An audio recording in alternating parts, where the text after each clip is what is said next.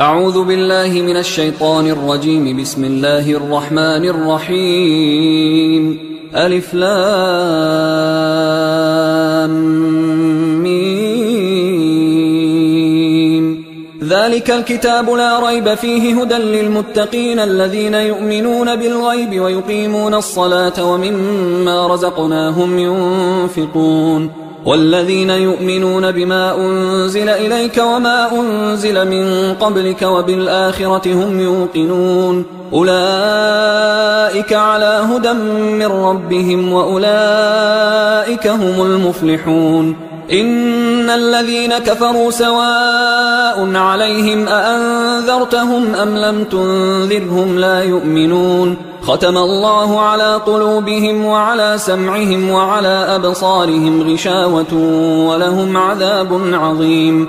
ومن الناس من يقول آمنا بالله وباليوم الآخر وما هم بمؤمنين يخادعون الله والذين آمنوا وما يخدعون إلا أنفسهم وما يشعرون. في قلوبهم مرض فزادهم الله مرضا ولهم عذاب أليم بما كانوا يكذبون. وإذا قيل لهم لا تفسدوا في الأرض قالوا إنما نحن مصلحون ألا إنهم هم المفسدون ولكن لا يشعرون.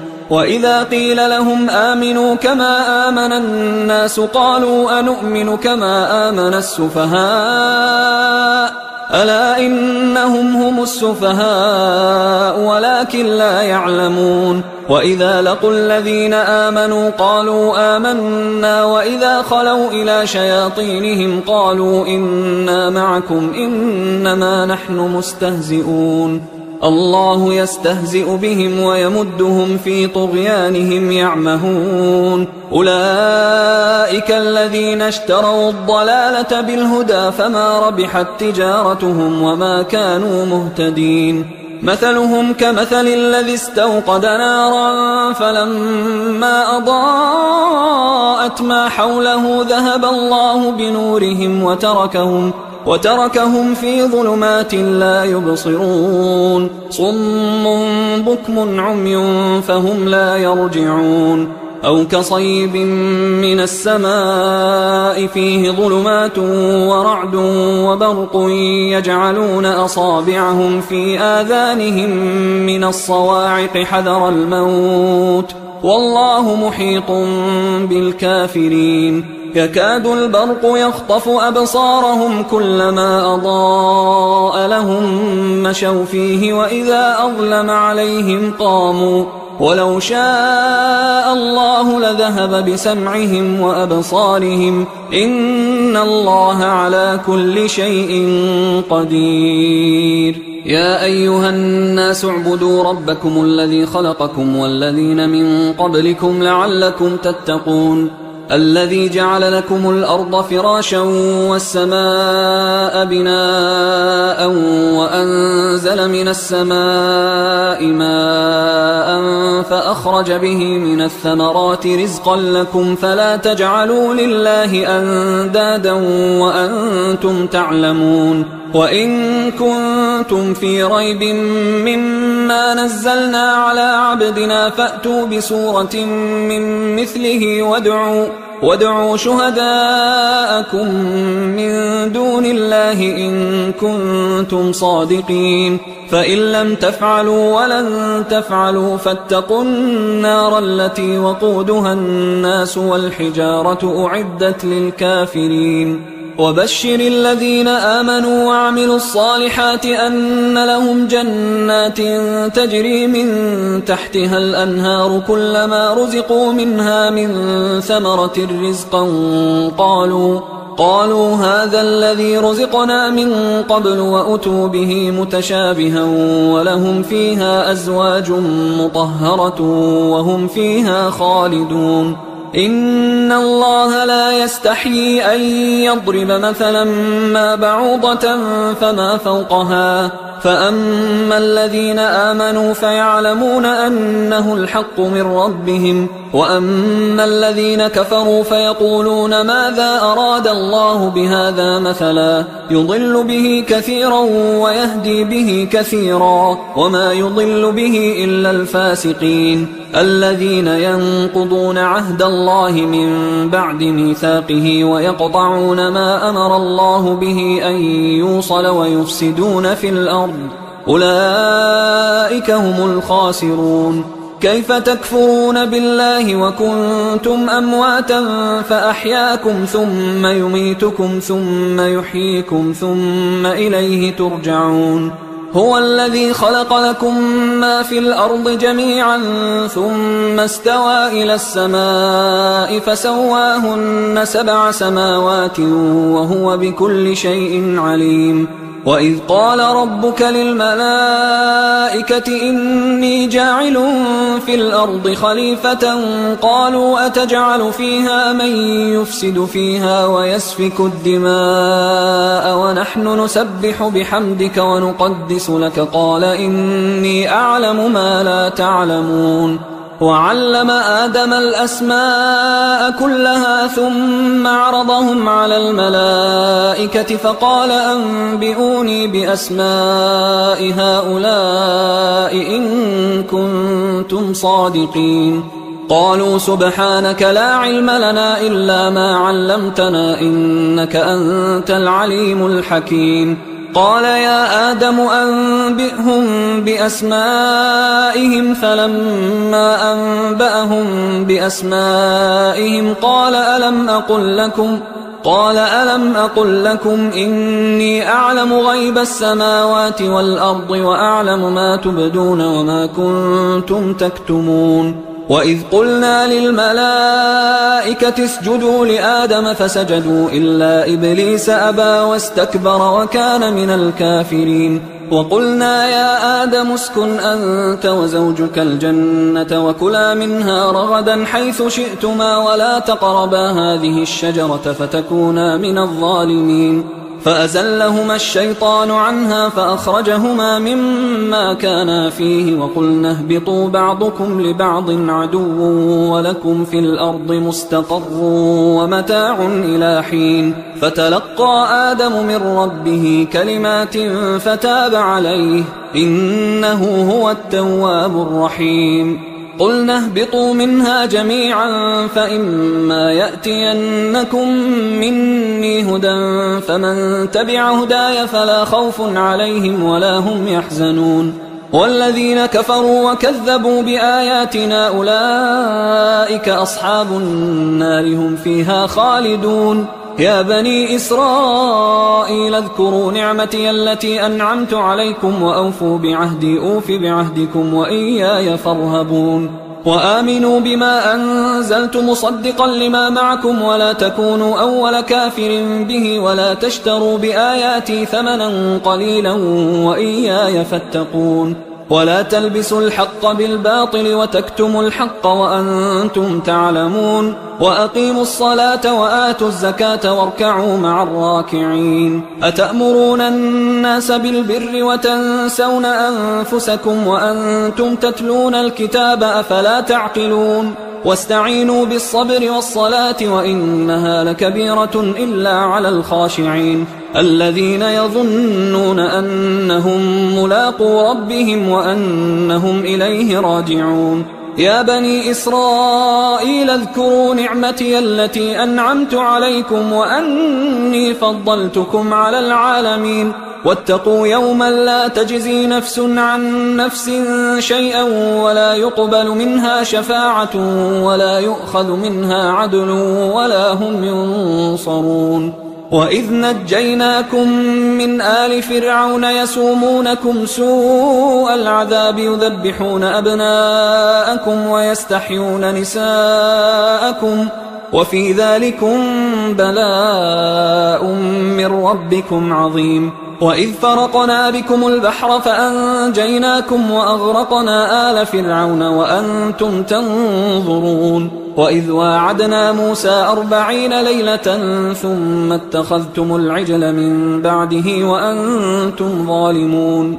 ثم عفونا عنكم من بعد ذلك لعلكم تشكرون وإذ آتينا موسى الكتاب والفرقان لعلكم تهتدون وإذ قال موسى لقومه يا قوم إنكم ظلمتم أنفسكم باتخاذكم العجل فتوبوا إلى بارئكم فاقتلوا أنفسكم ذلكم خير لكم عند بارئكم فتاب عليكم إنه هو التواب الرحيم وإذ قلتم يا موسى لن نؤمن لك حتى نرى الله جهرة فأخذتكم الصاعقة وأنتم تنظرون ثم بعثناكم من بعد موتكم لعلكم تشكرون وظللنا عليكم الغمام وأنزلنا عليكم المن والسلوى كلوا من طيبات ما رزقناكم وما ظلمونا ولكن كانوا أنفسهم يظلمون وإذ قلنا ادخلوا هذه القرية فكلوا منها حيث شئتم رغدا وادخلوا الباب سجدا وقولوا حطة نغفر لكم خطاياكم وسنزيد المحسنين فبدل الذين ظلموا قولا غير الذي قيل لهم فأنزلنا على الذين ظلموا رجزا من السماء بما كانوا يفسقون وإذ استسقى موسى لقومه فقلنا اضرب بعصاك الحجر فانفجرت منه 12 عينا قد علم كل أناس مشربهم كلوا واشربوا من رزق الله ولا تعثوا في الأرض مفسدين وإذ قلتم يا موسى لن نصبر على طعام واحد فادع لنا ربك يخرج لنا مما تنبت الأرض من بقلها وقثائها وفومها وعدسها وبصلها قال أتستبدلون الذي هو أدنى بالذي هو خير اهبطوا مصرا فإن لكم ما سألتم وضربت عليهم الذلة والمسكنة وباءوا بغضب من الله ذلك بأنهم كانوا يكفرون بآيات الله ويقتلون النبيين بغير الحق ذلك بما عصوا وكانوا يعتدون إن الذين آمنوا والذين هادوا والنصارى والصابئين من آمن بالله واليوم الآخر وعمل صالحا فلهم أجرهم عند ربهم ولا خوف عليهم ولا هم يحزنون وإذ أخذنا ميثاقكم ورفعنا فوقكم الطور خذوا ما آتيناكم بقوة واذكروا ما فيه لعلكم تتقون ثم توليتم من بعد ذلك فلولا فضل الله عليكم ورحمته لكنتم من الخاسرين ولقد علمتم الذين اعتدوا منكم في السبت فقلنا لهم كونوا قردة خاسئين فجعلناها نكالا لما بين يديها وما خلفها وموعظة للمتقين وإذ قال موسى لقومه إن الله يأمركم أن تذبحوا بقرة قالوا أتتخذنا هزوا قال أعوذ بالله أن أكون من الجاهلين قالوا ادع لنا ربك يبين لنا ما هي قال إنه يقول إنها بقرة لا فارض ولا بكر عوان بين ذلك فافعلوا ما تؤمرون قالوا ادع لنا ربك يبين لنا ما لونها قال إنه يقول إنها بقرة صفراء فاقع لونها تسر الناظرين قالوا ادع لنا ربك يبين لنا ما هي إن البقرة شابه علينا وإنا إن شاء الله لمهتدون قال إنه يقول إنها بقرة لا ذلول تثير الأرض ولا تسقي الحرث مسلمة لا شية فيها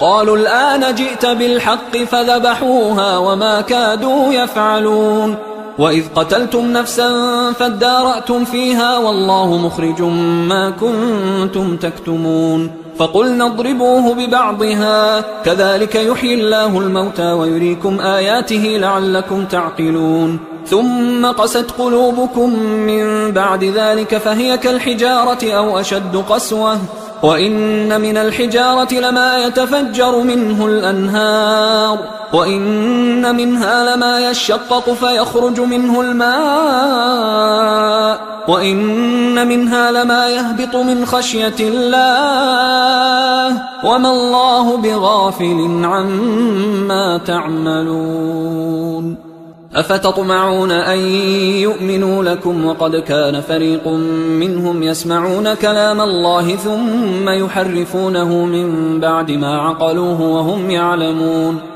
وإذا لقوا الذين آمنوا قالوا آمنا وإذا خلا بعضهم إلى بعض قالوا أتحدثونهم بما فتح الله عليكم ليحاجوكم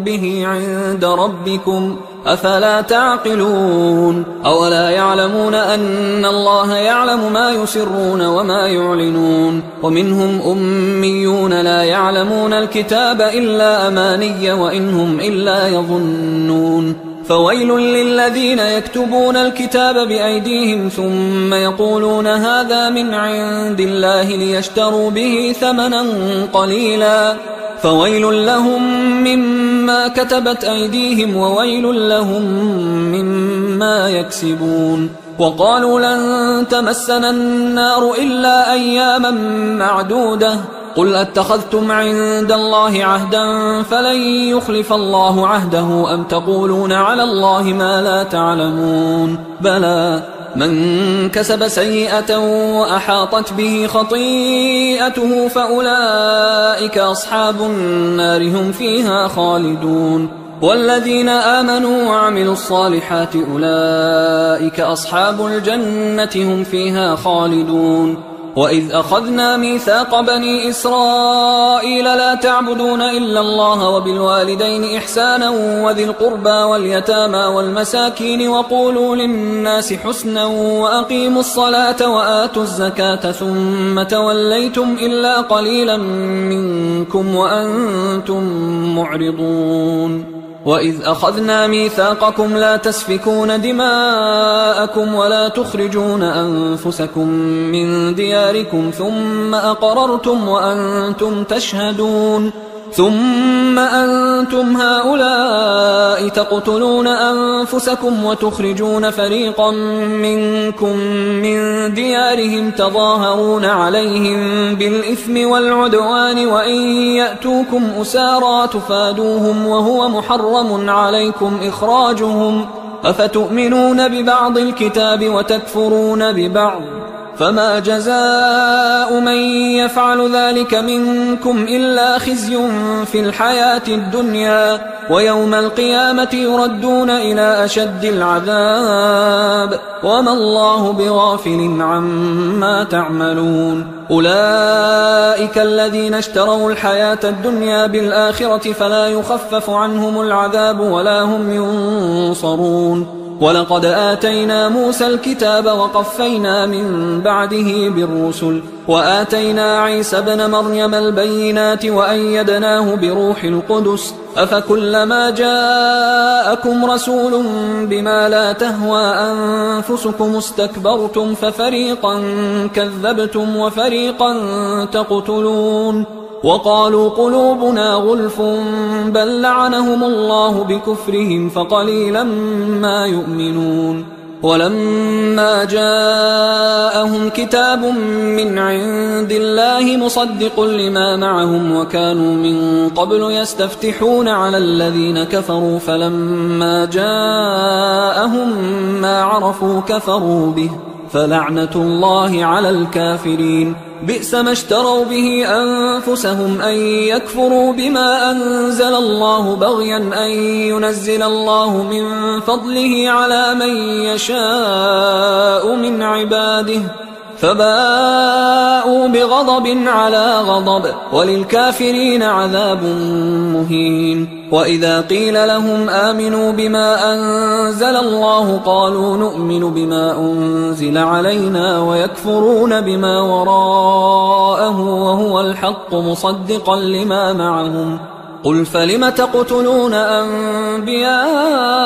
الله من قبل إن كنتم مؤمنين ولقد جاءكم موسى بالبينات ثم اتخذتم العجل من بعده وأنتم ظالمون وإذ أخذنا ميثاقكم ورفعنا فوقكم الطور خذوا ما آتيناكم بقوة واسمعوا قالوا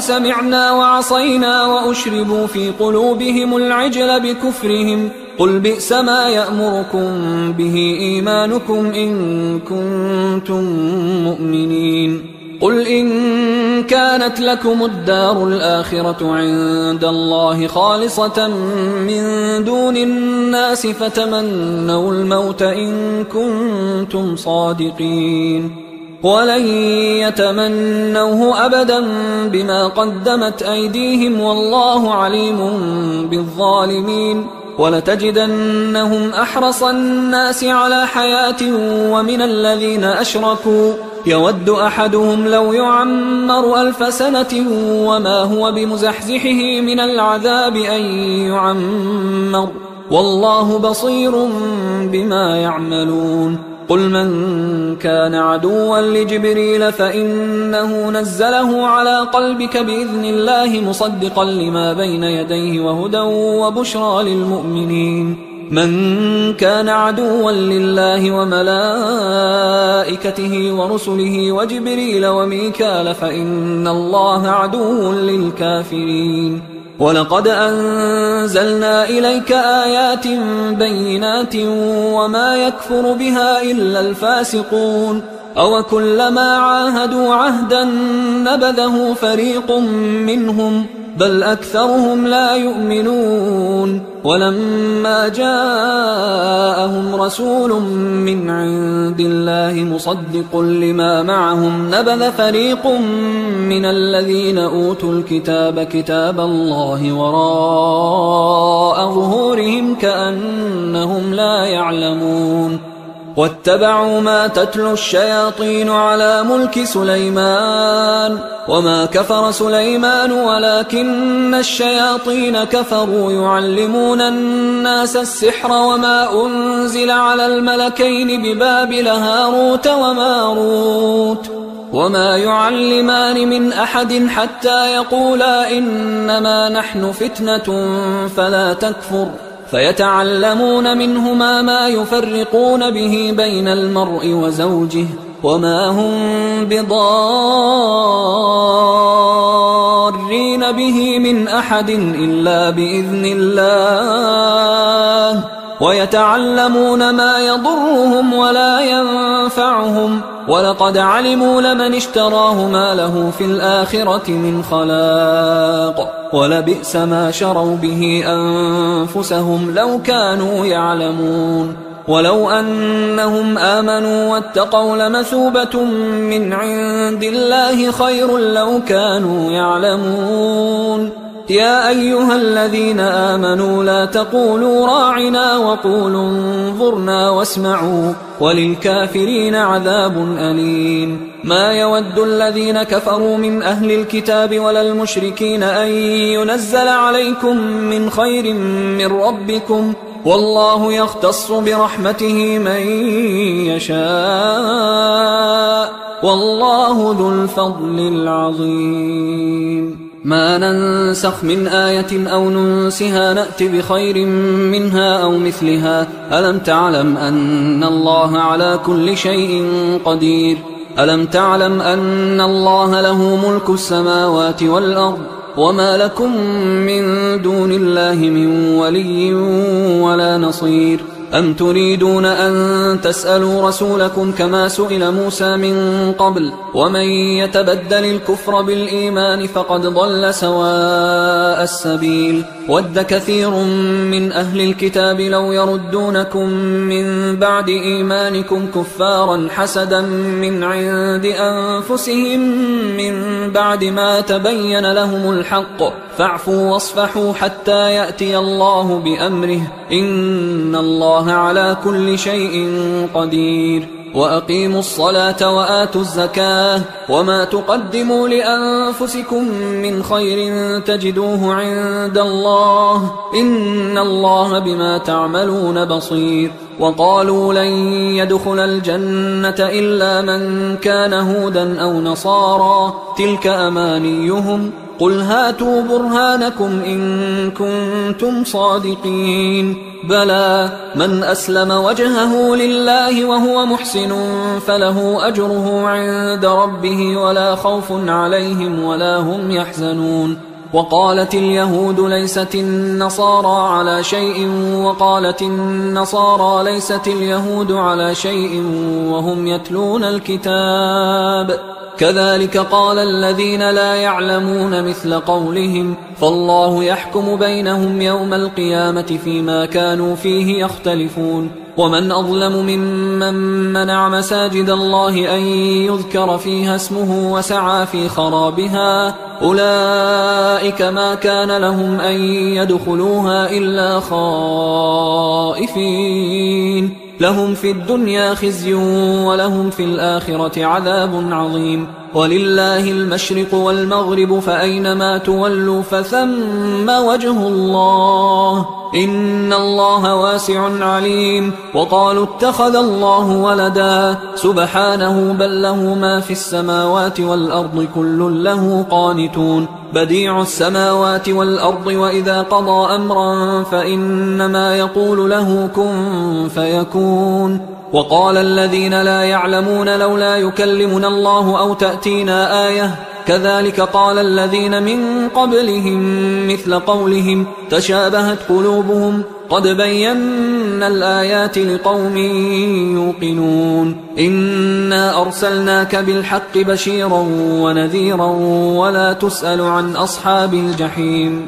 ولن ترضى عنك اليهود ولا النصارى حتى تتبع ملتهم قل إن هدى الله هو الهدى ولئن اتبعت أهواءهم بعد الذي جاءك من العلم ما لك من الله من ولي ولا نصير. الذين آتيناهم الكتاب يتلونه حق تلاوته أولئك يؤمنون به ومن يكفر به فأولئك هم الخاسرون. يا بني إسرائيل اذكروا نعمتي التي أنعمت عليكم وأني فضلتكم على العالمين واتقوا يوما لا تجزي نفس عن نفس شيئا ولا يقبل منها عدل ولا تنفعها شفاعة ولا هم ينصرون. وإذ ابتلى إبراهيم ربه بكلمات فأتمهن قال إني جاعلك للناس إماما قال ومن ذريتي قال لا ينال عهد الظالمين. وإذ جعلنا البيت مثابة للناس وأمنا واتخذوا من مقام إبراهيم مصلى وعهدنا إلى إبراهيم وإسماعيل أن طهرا بيتي للطائفين والعاكفين والركع السجود. وإذ قال إبراهيم رب اجعل هذا بلدا آمنا وارزق أهله من الثمرات من آمن منهم بالله واليوم الآخر قال ومن كفر فأمتعه قليلا ثم أضطره إلى عذاب النار وبئس المصير. وإذ يرفع إبراهيم القواعد من البيت وإسماعيل ربنا تقبل منا إنك أنت السميع العليم ربنا وجعلنا مسلمين لك ومن ذريتنا أمة مسلمة لك وأرنا مناسكنا وتب علينا إنك أنت التواب الرحيم ربنا وابعث فيهم رسولا منهم يتلو عليهم آياتك ويعلمهم الكتاب والحكمة ويزكيهم إنك أنت العزيز الحكيم. ومن يرغب عن ملة إبراهيم إلا من سفه نفسه ولقد اصطفيناه في الدنيا وإنه في الآخرة لمن الصالحين. إذ قال له ربه أسلم قال أسلمت لرب العالمين. ووصى بها إبراهيم بنيه ويعقوب يا بني إن الله اصطفى لكم الدين فلا تموتن إلا وأنتم مسلمون. أم كنتم شهداء إذ حضر يعقوب الموت إذ قال لبنيه ما تعبدون من بعدي قالوا نعبد إلهك وإله آبائك إبراهيم وإسماعيل وإسحاق إلها واحدا ونحن له مسلمون. تلك أمة قد خلت لها ما كسبت ولكم ما كسبتم ولا تسألون عما كانوا يعملون. وقالوا كونوا هودا أو نصارى تهتدوا قل بل ملة إبراهيم حنيفا وما كان من المشركين. قولوا آمنا بالله وما أنزل إلينا وما أنزل إلى إبراهيم وإسماعيل وإسحاق ويعقوب والأسباط وما أوتي موسى وعيسى وما أوتي النبيون من ربهم لا نفرق بين أحد منهم ونحن له مسلمون. فإن آمنوا بمثل ما آمنتم به فقد اهتدوا وإن تولوا فإنما هم في شقاق فسيكفيكهم الله وهو السميع العليم. صبغة الله ومن أحسن من الله صبغة ونحن له عابدون. قل أتحاجوننا في الله وهو ربنا وربكم ولنا أعمالنا ولكم أعمالكم ونحن له مخلصون. أم تقولون إن إبراهيم وإسماعيل وإسحاق ويعقوب والأسباط كانوا هودا أو نصارى قل أأنتم أعلم أم الله ومن أظلم ممن كتم شهادة عنده من الله وما الله بغافل عما تعملون. تلك أمة قد خلت لها ما كسبت ولكم ما كسبتم ولا تسألون عما كانوا يعملون. سيقول السفهاء من الناس ما ولاهم عن قبلتهم التي كانوا عليها قل لله المشرق والمغرب يهدي من يشاء إلى صراط مستقيم. وكذلك جعلناكم أمة وسطا لتكونوا شهداء على الناس ويكون الرسول عليكم شهيدا. وما جعلنا القبلة التي كنت عليها إلا لنعلم من يتبع الرسول ممن ينقلب على عقبيه وإن كانت لكبيرة إلا على الذين هدى الله وما كان الله ليضيع إيمانكم إن الله بالناس لرؤوف رحيم. قد نرى تقلب وجهك في السماء فلنولينك قبلة ترضاها فول وجهك شطر المسجد الحرام وحيث ما كنتم فولوا وجوهكم شطره وإن الذين أوتوا الكتاب ليعلمون أنه الحق من ربهم وما الله بغافل عما يعملون. ولئن أتيت الذين أوتوا الكتاب بكل آية ما تبعوا قبلتك وما أنت بتابع قبلتهم وما بعضهم بتابع قبلة بعض ولئن اتبعت أهواءهم من بعد ما جاءك من العلم إنك إذا لمن الظالمين.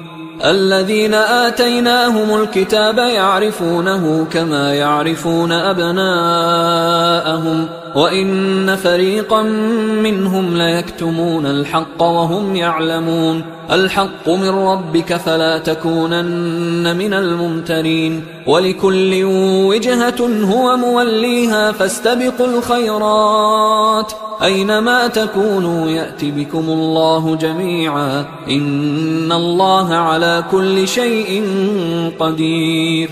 ومن حيث خرجت فول وجهك شطر المسجد الحرام وإنه للحق من ربك وما الله بغافل عما تعملون. ومن حيث خرجت فول وجهك شطر المسجد الحرام وحيث ما كنتم فولوا وجوهكم شطره لئلا يكون للناس عليكم حجة إلا الذين ظلموا منهم فلا تخشوهم واخشوني ولأتم نعمتي عليكم ولعلكم تهتدون.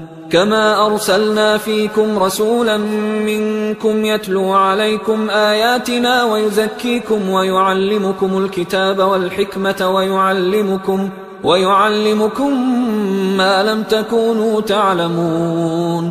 فاذكروني أذكركم واشكروا لي ولا تكفرون. يا أيها الذين آمنوا استعينوا بالصبر والصلاة إن الله مع الصابرين. ولا تقولوا لمن يقتل في سبيل الله أموات بل أحياء ولكن لا تشعرون. ولنبلونكم بشيء من الخوف والجوع ونقص من الأموال والأنفس والثمرات وبشر الصابرين الذين إذا أصابتهم مصيبة قالوا إنا لله وإنا إليه راجعون. أولئك عليهم صلوات من ربهم ورحمة وأولئك هم المهتدون.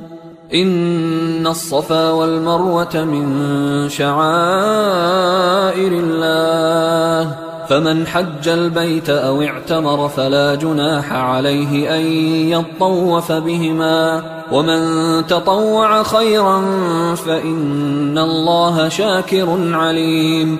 إن الذين يكتمون ما أنزلنا من البينات والهدى من بعد ما بيناه للناس في الكتاب أولئك يلعنهم الله ويلعنهم اللاعنون إلا الذين تابوا وأصلحوا وبينوا فأولئك أتوب عليهم وأنا التواب الرحيم. إن الذين كفروا وماتوا وهم كفار أولئك عليهم لعنة الله والملائكة والناس أجمعين خالدين فيها لا يخفف عنهم العذاب ولا هم ينظرون. وإلهكم إله واحد لا إله إلا هو الرحمن الرحيم. إن في خلق السماوات والأرض واختلاف الليل والنهار والفلك التي تجري في البحر بما ينفع الناس وما أنزل الله من السماء من ماء فأحيا به الأرض بعد موتها وبث فيها من كل دابة وتصريف الرياح والسحاب المسخر بين السماء والأرض لآيات لقوم يعقلون. ومن الناس من يتخذ من دون الله أندادا يحبونهم كحب الله والذين آمنوا أشد حبا لله. ولو يرى الذين ظلموا إذ يرون العذاب أن القوة لله جميعا وأن الله شديد العذاب. إذ تبرأ الذين اتبعوا من الذين اتبعوا ورأوا العذاب وتقطعت بهم الأسباب وقال الذين اتبعوا لو أن لنا كرة فنتبرأ منهم كما تبرأوا منا كذلك يريهم الله أعمالهم حسرات عليهم وما هم بخارجين من النار. يا أيها الناس كلوا مما في الأرض حلالا طيبا ولا تتبعوا خطوات الشيطان إنه لكم عدو مبين. إنما يأمركم بالسوء والفحشاء وأن تقولوا على الله ما لا تعلمون. وإذا قيل لهم اتبعوا ما أنزل الله قالوا بل نتبع ما ألفينا عليه آباءنا أولو كان آباؤهم لا يعقلون شيئا ولا يهتدون. ومثل الذين كفروا كمثل الذي ينعق بما لا يسمع إلا دعاء ونداء صم بكم عمي فهم لا يعقلون. يا أيها الذين آمنوا كلوا من طيبات ما رزقناكم واشكروا لله إن كنتم إياه تعبدون. إنما حرم عليكم الميتة والدم ولحم الخنزير وما أهل به لغير الله فمن اضطر غير باغ ولا عاد فلا إثم عليه إن الله غفور رحيم. إن الذين يكتمون ما أنزل الله من الكتاب ويشترون به ثمنا قليلا أولئك ما يأكلون في بطونهم إلا النار ولا يكلمهم الله يوم القيامة ولا يزكيهم ولهم عذاب أليم. أولئك الذين اشتروا الضلالة بالهدى والعذاب بالمغفرة فما أصبرهم على النار ذلك بأن الله نزل الكتاب بالحق وإن الذين اختلفوا في الكتاب لفي شقاق بعيد. ليس البر أن تولوا وجوهكم قبل المشرق والمغرب ولكن البر من آمن بالله واليوم الآخر والملائكة والكتاب والنبيين وآتى المال على حبه ذوي القربى واليتامى والمساكين وابن السبيل والسائلين وفي الرقاب وأقام الصلاة وآتى الزكاة والموفون بعهدهم إذا عاهدوا والصابرين في البأساء والضراء وحين البأس أولئك الذين صدقوا وأولئك هم المتقون. يا أيها الذين آمنوا كتب عليكم القصاص في القتلى الحر بالحر والعبد بالعبد والأنثى بالأنثى فمن عفي له من أخيه شيء فاتباع بالمعروف وأداء إليه بإحسان ذلك تخفيف من ربكم ورحمة فمن اعتدى بعد ذلك فله عذاب أليم. ولكم في القصاص حياة يا أولي الألباب لعلكم تتقون. كتب عليكم إذا حضر أحدكم الموت إن ترك خيرا الوصية للوالدين والأقربين بالمعروف حقا على المتقين فمن بدله بعدما سمعه فإنما إثمه على الذين يبدلونه إن الله سميع عليم. فمن خاف من موص جنفا أو إثما فأصلح بينهم فلا إثم عليه إن الله غفور رحيم. يا أيها الذين آمنوا كتب عليكم الصيام كما كتب على الذين من قبلكم لعلكم تتقون أياما معدودات، فمن كان منكم مريضا أو على سفر فعدة من أيام أخر، وعلى الذين يطيقونه فدية طعام مسكين، فمن تطوع خيرا فهو خير له، وأن تصوموا خير لكم إن كنتم تعلمون. شهر رمضان الذي أنزل فيه القرآن هدى للناس وبينات من الهدى والفرقان، فمن شهد منكم الشهر فليصم، ومن كان مريضا أو على سفر فعدة من أيام أخر، يريد الله بكم اليسر ولا يريد بكم العسر ولتكملوا العدة ولتكبروا الله على ما هداكم ولعلكم تشكرون. وإذا سألك عبادي عني فإني قريب أجيب دعوة الداعي إذا دعان، فليستجيبوا لي وليؤمنوا بي لعلهم يرشدون. أحل لكم ليلة الصيام الرفث إلى نسائكم هن لباس لكم وأنتم لباس لهن، علم الله أنكم كنتم تختانون أنفسكم فتاب عليكم وعفى عنكم، فالآن باشروهن وابتغوا ما كتب الله لكم، وكلوا واشربوا حتى يتبين لكم الخيط الأبيض من الخيط الأسود من الفجر، ثم أتموا الصيام إلى الليل، ولا تباشروهن وأنتم عاكفون في المساجد، تلك حدود الله فلا تقربوها، كذلك يبين الله آياته للناس لعلهم يتقون. ولا تأكلوا أموالكم بينكم بالباطل وتدلوا بها إلى الحكام لتأكلوا فريقا من أموال الناس بالإثم وأنتم تعلمون. يسألونك عن الأهلة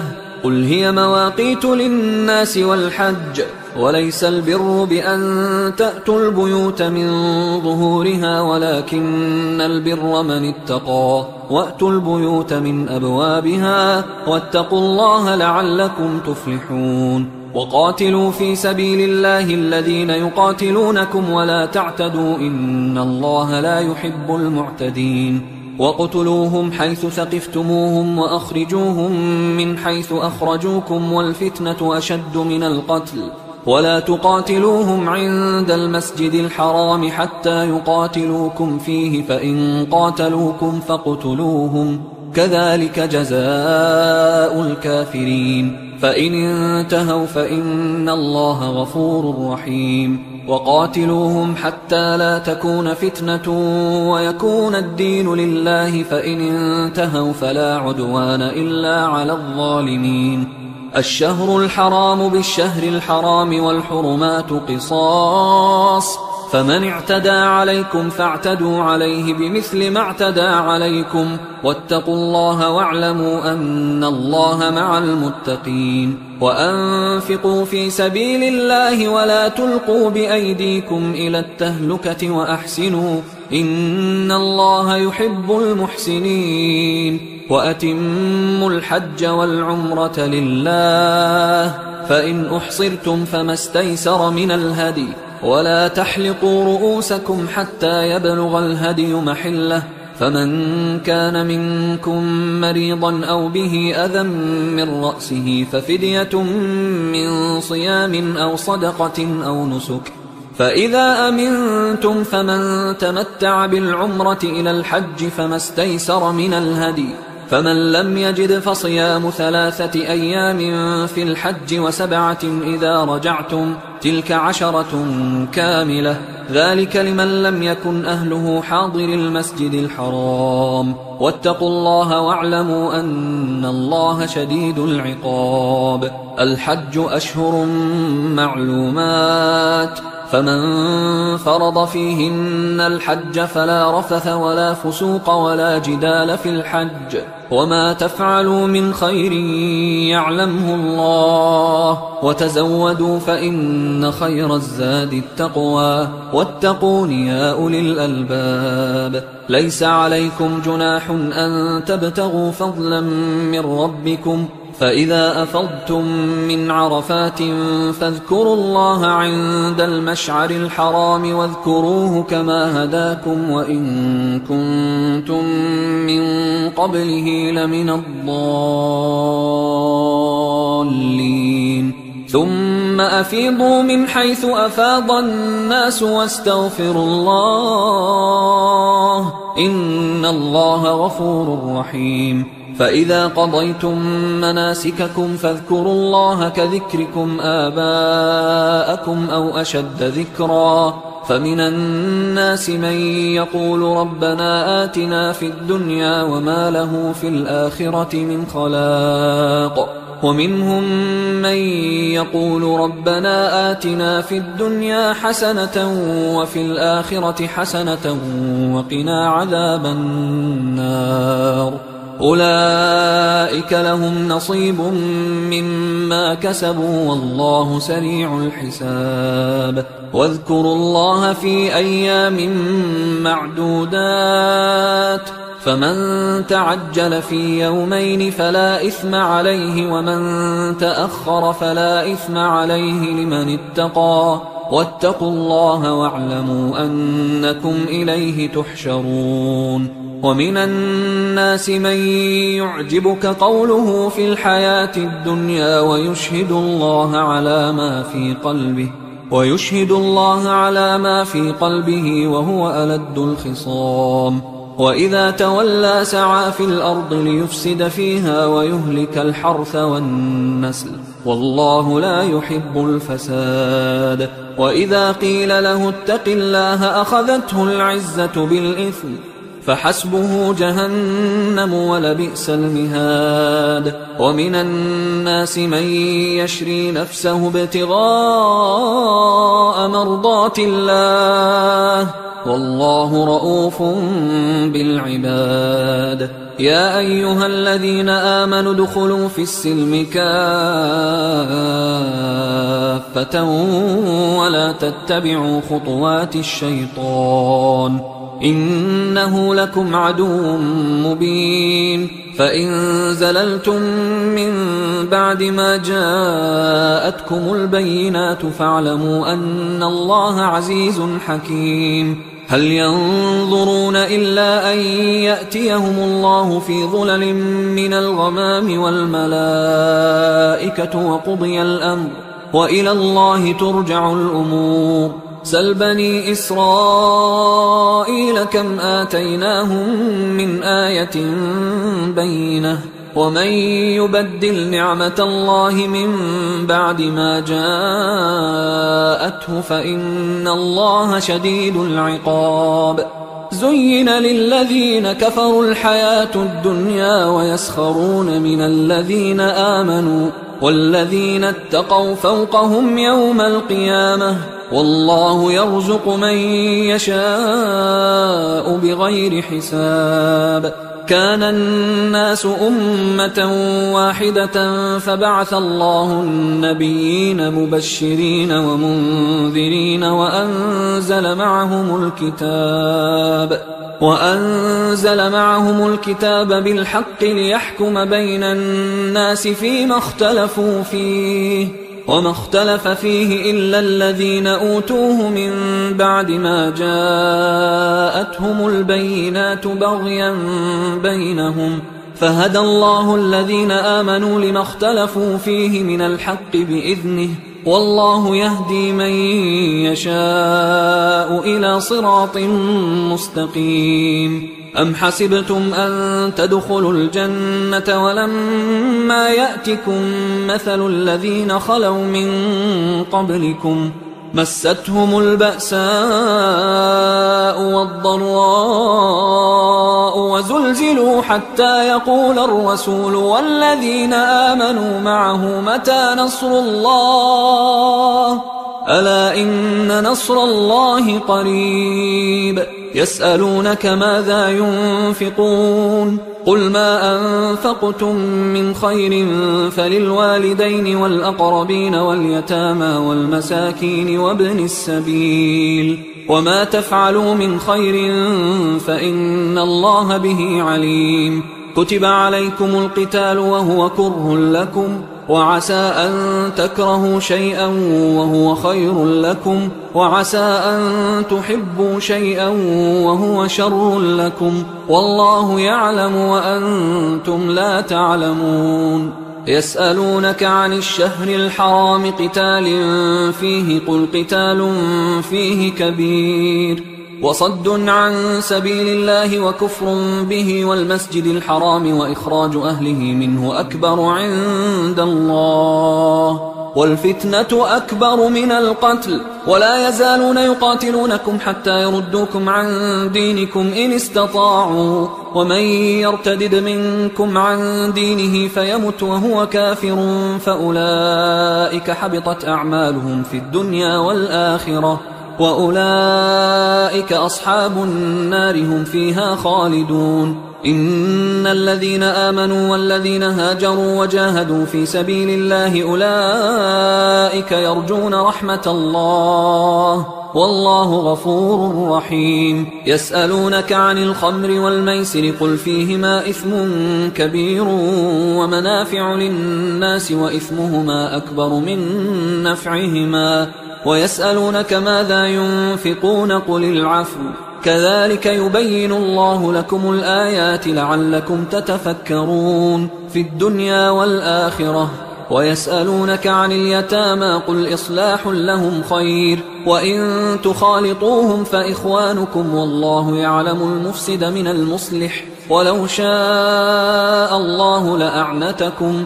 إن الله عزيز حكيم ولا تنكحوا المشركات حتى يؤمنوا ولأمة مؤمنة خير من مشركة ولو أعجبتكم ولا تنكحوا المشركين حتى يؤمنوا ولعبد مؤمن خير من مشرك ولو أعجبكم أولئك يدعون إلى النار والله يدعو إلى الجنة والمغفرة بإذنه ويبين آياته للناس لعلهم يتذكرون ويسألونك عن المحيض قل هو أذى فاعتزلوا النساء في المحيض ولا تقربوهن حتى يطهرن فإذا تطهرن فأتوهن من حيث أمركم الله إن الله يحب التوابين ويحب المتطهرين نساؤكم حرث لكم فأتوا حرثكم أنى شئتم وقدموا لأنفسكم واتقوا الله واعلموا أنكم ملاقوه وبشر المؤمنين ولا تجعلوا الله عرضة لأيمانكم أن تبروا وتتقوا وتصلحوا بين الناس والله سميع عليم لا يؤاخذكم الله باللغو في أيمانكم ولكن يؤاخذكم بما كسبت قلوبكم والله غفور حليم للذين يؤلون من نسائهم تربص 4 أشهر فإن فاءوا فإن الله غفور رحيم وإن عزموا الطلاق فإن الله سميع عليم والمطلقات يتربصن بأنفسهن 3 قروء ولا يحل لهن أن يكتمن ما خلق الله في أرحامهن إن كن يؤمن بالله واليوم الآخر وبعولتهن أحق بردهن في ذلك إن أرادوا إصلاحا ولهن مثل الذي عليهن بالمعروف وللرجال عليهن درجة والله عزيز حكيم الطلاق 2 مرتان فإمساك بمعروف أو تسريح بإحسان ولا يحل لكم أن تأخذوا مما آتيتموهن شيئا إلا أن يخافا ألا يقيما حدود الله فإن خفتم ألا يقيما حدود الله فلا جناح عليهما فيما افتدت به، تلك حدود الله فلا تعتدوها، ومن يتعد حدود الله فأولئك هم الظالمون. فإن طلقها فلا تحل له من بعد حتى تنكح زوجا غيره، فإن طلقها فلا جناح عليهما أن يتراجعا إن ظنا أن يقيما حدود الله، وتلك حدود الله يبينها لقوم يعلمون. وإذا طلقتم النساء فبلغن أجلهن فأمسكوهن بمعروف أو سرحوهن بمعروف، ولا تمسكوهن ضرارا لتعتدوا، ومن يفعل ذلك فقد ظلم نفسه. ولا تتخذوا آيات الله هزوا، واذكروا نعمة الله عليكم وما أنزل عليكم من الكتاب والحكمة يعظكم به، واتقوا الله واعلموا أن الله بكل شيء عليم. وإذا طلقتم النساء فبلغن أجلهن فلا تعضلوهن أن ينكحن أزواجهن إذا تراضوا بينهم بالمعروف، ذلك يوعظ به من كان منكم يؤمن بالله واليوم الآخر، ذلكم أزكى لكم وأطهر، والله يعلم وأنتم لا تعلمون. والوالدات يرضعن أولادهن حولين كاملين لمن أراد أن يتم الرضاعة، وعلى المولود له رزقهن وكسوتهن بالمعروف، لا تكلف نفس إلا وسعها، لا تضار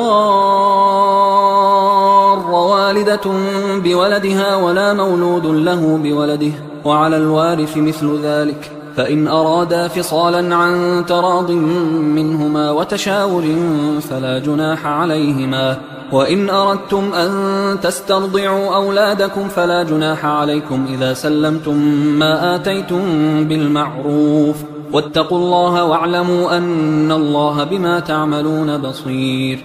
والذين يتوفون منكم ويذرون أزواجا يتربصن بأنفسهن 4 أشهر و10، فإذا بلغن أجلهن فلا جناح عليكم فيما فعلن في أنفسهن بالمعروف، والله بما تعملون خبير. ولا جناح عليكم فيما عرضتم به من خطبة النساء أو أكننتم في أنفسكم، علم الله أنكم ستذكرونهن ولكن لا تواعدوهن سرا إلا أن تقولوا قولا معروفا، ولا تعزموا عقدة النكاح حتى يبلغ الكتاب أجله، واعلموا أن الله يعلم ما في أنفسكم فاحذروه، واعلموا أن الله غفور حليم. لا جناح عليكم إن طلقتم النساء ما لم تمسوهن أو تفرضوا لهن فريضة، ومتعوهن على الموسع قدره وعلى المقتر قدره متاعا بالمعروف حقا على المحسنين. وإن طلقتموهن من قبل أن تمسوهن وقد فرضتم لهن فريضة فنصف ما فرضتم إلا أن يعفون أو يعفو الذي بيده عقدة النكاح، وأن تعفوا أقرب للتقوى، ولا تنسوا الفضل بينكم، إن الله بما تعملون بصير. حافظوا على الصلوات والصلاة الوسطى وقوموا لله قانتين، فإن خفتم فرجالا أو ركبانا، فإذا أمنتم فاذكروا الله كما علمكم ما لم تكونوا تعلمون.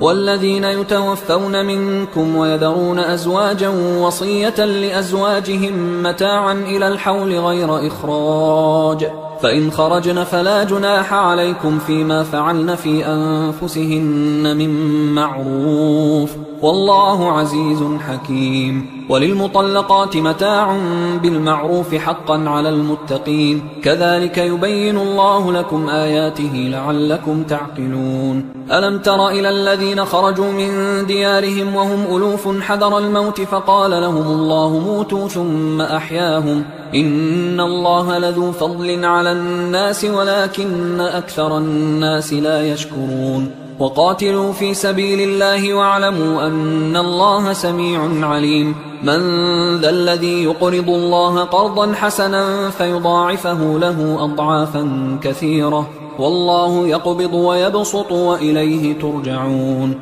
ألم تر إلى الملأ من بني إسرائيل من بعد موسى إذ قالوا لنبي له مبعث لنا ملكا نقاتل في سبيل الله، قال هل عسيتم إن كتب عليكم القتال ألا تقاتلوا؟ قالوا وما لنا ألا نقاتل في سبيل الله وقد أخرجنا من ديارنا وأبنائنا، فلما كتب عليهم القتال تولوا إلا قليلا منهم، والله عليم بالظالمين. وقال لهم نبيهم إن الله قد بعث لكم طالوت ملكا، قالوا أنى يكون له الملك علينا ونحن أحق بالملك منه ولم يؤت سعة من المال، قال إن الله اصطفاه عليكم وزاده بسطة في العلم والجسم، والله يؤتي ملكه من يشاء والله واسع عليم. وقال لهم نبيهم إن آية ملكه أن يأتيكم التابوت فيه سكينة من ربكم وبقية مما ترك آل موسى وآل هارون تحمله الملائكة، إن في ذلك لآية لكم إن كنتم مؤمنين. فلما فصل طالوت بالجنود قال إن الله مبتليكم بنهر فمن شرب منه فليس مني ومن لم يطعمه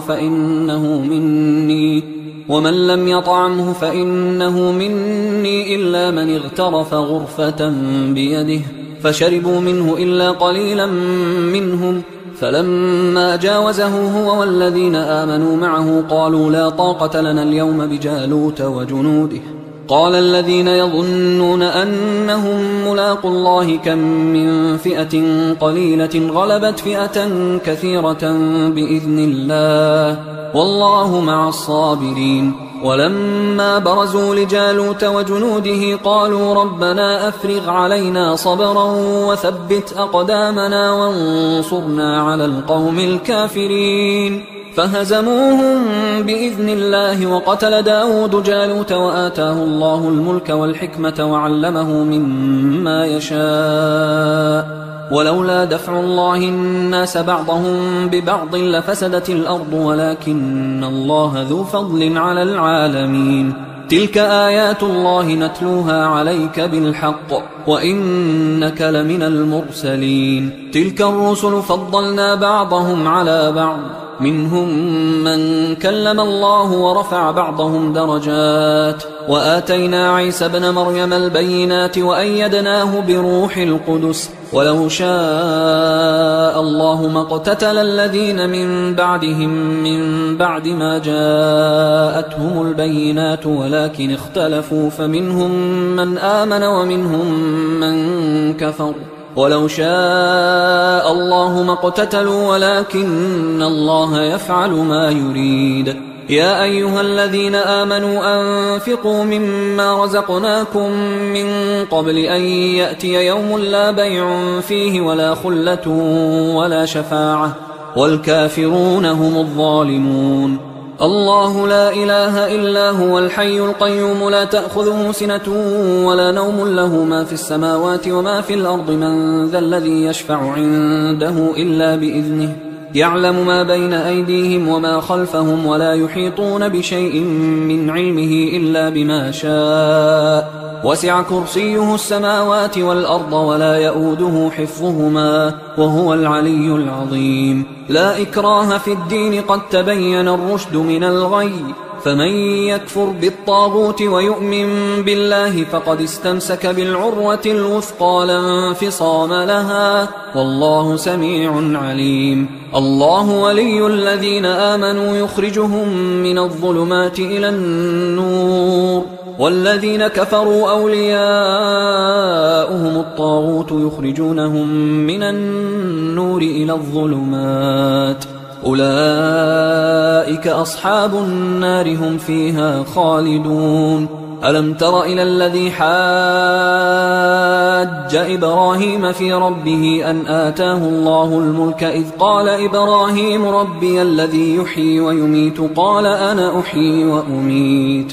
قال إبراهيم فإن الله يأتي بالشمس من المشرق فأت بها من المغرب فبهت الذي كفر والله لا يهدي القوم الظالمين. أو كالذي مر على قرية وهي خاوية على عروشها قال أنى يحيي هذه الله بعد موتها فأماته الله 100 عام ثم بعثه قال كم لبثت؟ قال لبثت يوما أو بعض يوم. قال بل لبثت 100 عام فانظر إلى طعامك وشرابك لم يتسنه وانظر إلى حمارك ولنجعلك آية للناس وانظر إلى العظام كيف ننشزها ثم نكسوها لحما فلما تبين له قال أعلم أن الله على كل شيء قدير. وإذ قال إبراهيم رب أرني كيف تحيي الموتى قال أولم تؤمن قال بلى ولكن ليطمئن قلبي قال فخذ 4 من الطير فصرهن إليك ثم اجعل على كل جبل منهن جزءا ثم ادعهن يأتينك سعيا واعلم أن الله عزيز حكيم. مثل الذين ينفقون أموالهم في سبيل الله كمثل حبة أنبتت 7 سنابل في كل سنبلة 100 حبة والله يضاعف لمن يشاء والله واسع عليم. الذين ينفقون أموالهم في سبيل الله ثم لا يتبعون ما أنفقوا منا ولا أذى لهم أجرهم عند ربهم ولا خوف عليهم ولا هم يحزنون. قول معروف ومغفرة خير من صدقة يتبعها أذى والله غني حليم. يا أيها الذين آمنوا لا تبطلوا صدقاتكم بالمن والأذى كالذي ينفق ماله رئاء الناس ولا يؤمن بالله واليوم الآخر فمثله كمثل صفوان عليه تراب فأصابه وابل فتركه صلدا لا يقدرون على شيء مما كسبوا والله لا يهدي القوم الكافرين. ومثل الذين ينفقون أموالهم ابتغاء مرضات الله وتثبيتا من أنفسهم كمثل جنة بربوة أصابها وابل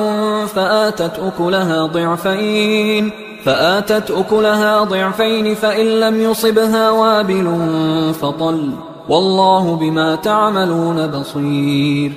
أيود أحدكم أن تكون له جنة من نخيل وأعناب تجري من تحتها الأنهار له فيها من كل الثمرات وأصابه الكبر وله ذرية ضعفاء فأصابها إعصار فيه نار فاحترقت كذلك يبين الله لكم الآيات لعلكم تتفكرون. يا أيها الذين آمنوا أنفقوا من طيبات ما كسبتم ومما أخرجنا لكم من الأرض ولا تيمموا الخبيث منه تنفقون ولستم بآخذيه إلا أن تغمضوا فيه واعلموا أن الله غني حميد. الشيطان يعدكم الفقر ويأمركم بالفحشاء والله يعدكم مغفرة منه وفضلا والله واسع عليم. يؤتي الحكمة من يشاء ومن يؤت الحكمة فقد أوتي خيرا كثيرا وما يذكر إلا أولو الألباب. وما أنفقتم من نفقة أو نذرتم من نذر فإن الله يعلمه وما للظالمين من أنصار. إن تبدوا الصدقات فنعما هي وإن تخفوها وتؤتوها الفقراء فهو خير لكم ويكفر عنكم من سيئاتكم والله بما تعملون خبير. ليس عليك هداهم ولكن الله يهدي من يشاء. وما تنفقوا من خير فلأنفسكم وما تنفقون إلا ابتغاء وجه الله وما تنفقوا من خير يوفى إليكم وأنتم لا تظلمون. للفقراء الذين أحصروا في سبيل الله لا يستطيعون ضربا في الأرض يحسبهم الجاهل أغنياء من التعفف تعرفهم بسيماهم لا يسألون الناس إلحافا. وما تنفقوا من خير فإن الله به عليم. الذين ينفقون أموالهم بالليل والنهار سرا وعلانية فلهم أجرهم عند ربهم ولا خوف عليهم ولا هم يحزنون. الذين يأكلون الربا لا يقومون إلا كما يقوم الذي يتخبطه الشيطان من المس ذلك بأنهم قالوا إنما البيع مثل الربا وأحل الله البيع وحرم الربا. فمن جاءه موعظة من ربه فانتهى فله ما سلف وأمره إلى الله ومن عاد فأولئك أصحاب النار هم فيها خالدون. يمحق الله الربا ويربي الصدقات والله لا يحب كل كفار أثيم. إن الذين آمنوا وعملوا الصالحات وأقاموا الصلاة وآتوا الزكاة لهم أجرهم عند ربهم ولا خوف عليهم ولا هم يحزنون. يا أيها الذين آمنوا اتقوا الله وذروا ما بقي من الربا إن كنتم مؤمنين فإن لم تفعلوا فأذنوا بحرب من الله ورسوله وإن تبتم فلكم رؤوس أموالكم لا تظلمون ولا تظلمون. وإن كان ذو عسرة فنظرة إلى ميسرة وأن تصدقوا خير لكم إن كنتم تعلمون.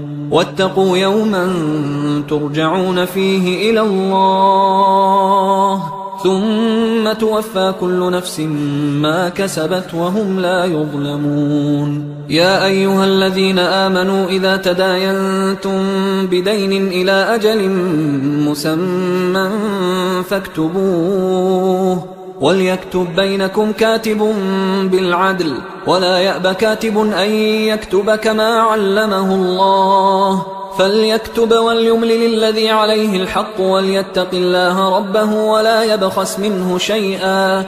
فإن كان الذي عليه الحق سفيها أو ضعيفا أو لا يستطيع أن يمله فليملل وليه بالعدل واستشهدوا شهيدين من رجالكم فإن لم يكونا رجلين فرجل وامرأتان ممن ترضون من الشهداء أن تضل إحداهما فتذكر إحداهما الأخرى ولا يأبى الشهداء إذا ما دعوا ولا تسأموا أن تكتبوه صغيرا أو كبيرا إلى أجله ذلكم أقسط عند الله وأقوم للشهادة وأدنى أن لا ترتابوا إلا أن تكون تجارة حاضرة تديرونها بينكم فليس عليكم جناح ألا تكتبوها، وأشهدوا إذا تبايعتم ولا يضار كاتب ولا شهيد، وإن تفعلوا فإنه فسوق بكم، واتقوا الله ويعلمكم الله، والله بكل شيء عليم. وإن كنتم على سفر ولم تجدوا كاتبا فرهان مقبوضة، فإن أمن بعضكم بعضا فليؤدي الذي ائتمن أمانته وليتق الله ربه ولا تكتموا الشهادة، ومن يكتمها فإنه آثم قلبه، والله بما تعملون عليم. لله ما في السماوات وما في الأرض، وإن تبدوا ما في أنفسكم أو تخفوه يحاسبكم به الله فيغفر لمن يشاء ويعذب من يشاء، والله على كل شيء قدير.